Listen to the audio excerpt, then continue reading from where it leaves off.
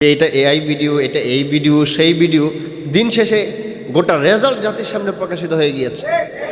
তো এটার মূল সমস্যাটা আমি বলি, এটা হচ্ছে দুই দিন আগে যে বেয়াদবি করেছে আপনাদের কর্মীরা হযরত মাওলানা শাহ মুহিবুল্লাহ বাবুনগরীর সাথে, সেই বেয়াদবির পরিণাম হিসাবে আল্লাহ গোটা জাতির সামনে আপনাদেরকে অপদস্থ করে দিয়েছে। একটা ব্যাপার খুব ভালোভাবে মাথায় রাখবেন, আলেমদের সাথে কখনোই বেয়াদবি করবেন না। যেই যুগে আপনি থাকেন, আপনি যেই যুগে বসবাস করেন, সেই যুগের আলেমদের মর্যাদা আল্লাহর কাছে সবচেয়ে বেশি। একেবারে রাসূল করিম সাল্লাল্লাহু আলাইহি ওয়াসাল্লামের যুগ থেকে নিয়ে এই পর্যন্ত এবং কিয়ামত পর্যন্ত এটা চলবে। হযরত মাওলানা মুহিবুল্লাহ বাবুনগরী হাফিজাহুল্লাহ তাআলা বাংলাদেশের উঁচু মানের একজন আলেম এবং বুজুর্গ আলেম।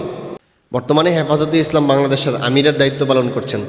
কয়েকদিন যাবৎ দেখলাম বাংলাদেশের এক রাজনৈতিক দল তাদের বটবাহিনীদেরকে মাওলানা মুহিবুল্লাহ বাবুনগরীর বিরুদ্ধে লেলিয়ে দিয়েছে। একেবারে, আপনারা তো এটা দেখেছেন, একেবারে লেলিয়ে দিয়েছে।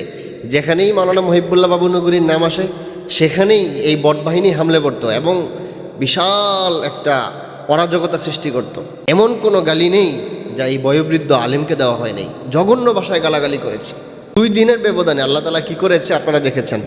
সেই রাজনৈতিক দলের পার্লামেন্ট মেম্বার এবং বড় দায়িত্বশীল এই লোকের এমন ভিডিও জাতির সামনে প্রকাশিত হয়ে গিয়েছে যে সেই সংগঠনের কারো যদি ইজ্জত থাকে আর মিডিয়ার সামনে কথা বলবে না।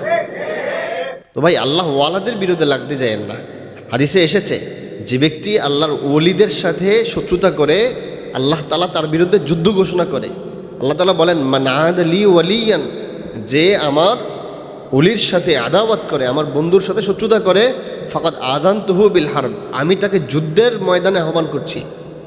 এই জন্য আল্লাহ ওয়ালাদের সাথে কখনোই লাগতে যাবেন না। আল্লাহ ওয়ালাদের সাথে, উলামায়ে কেরামের সাথে লেগে আপনাদের চেয়ে বড় হাস্তি এখন ভারতে পালায় আসছে, তাই না?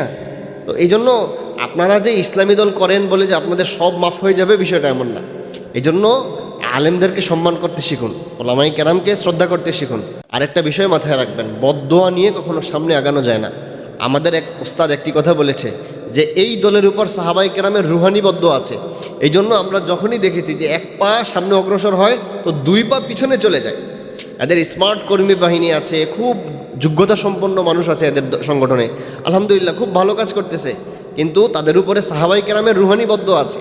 আর যাদের উপরে সাহাবায়ে কেরামের রুহানি বদদোয়া আছে, তারা কশিনকালেও পৃথিবীতেও সফল হবে না, আখিরাতেও সফল হবে না।